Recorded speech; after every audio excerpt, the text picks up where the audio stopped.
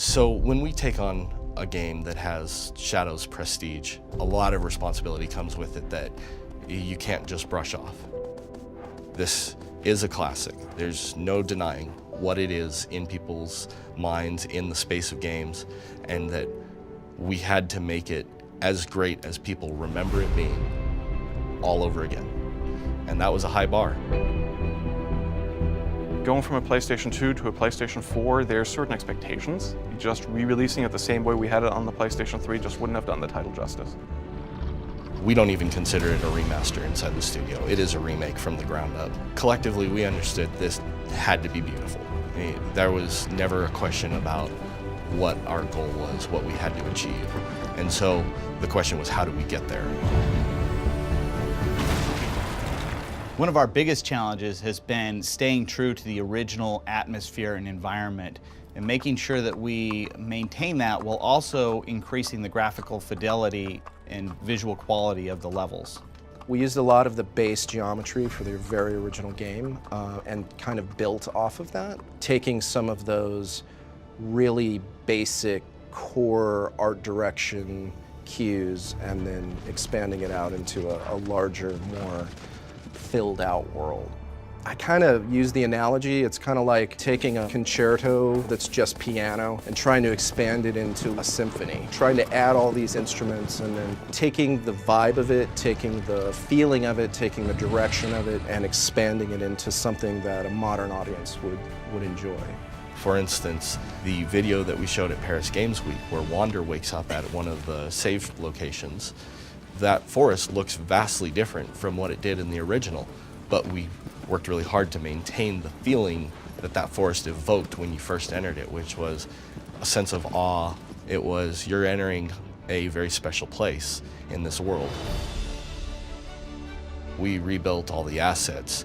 We rebuilt the Colossi from the ground up. We had to do it that way. The amount of detail that we needed and the amount of polys that we were pushing to get these things looking right. A lot of these Colossi took a few months apiece to make.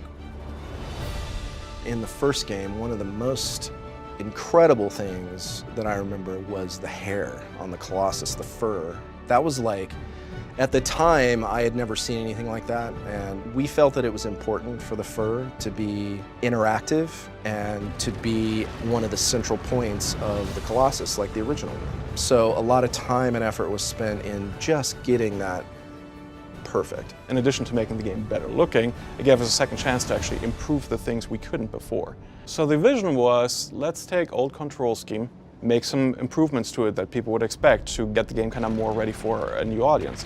At the same time, we didn't want to alienate the old audience, so we have a full classic control mode that allows people to play the game exactly the way they remembered it. We wanted to make sure from the very get-go that having a solid frame rate had to be at the top of our goals. So collision got changed, got made better. So much work has gone into rebuilding the collision for this game.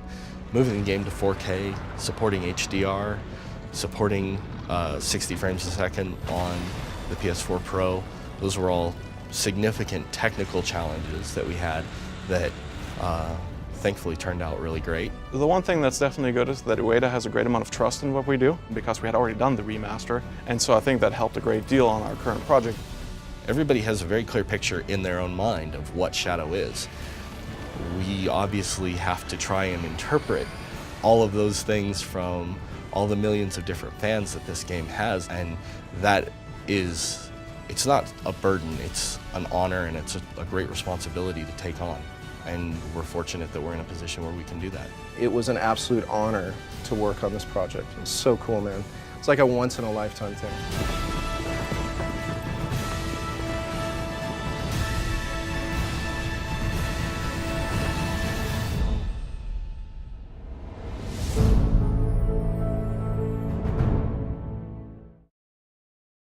For the players.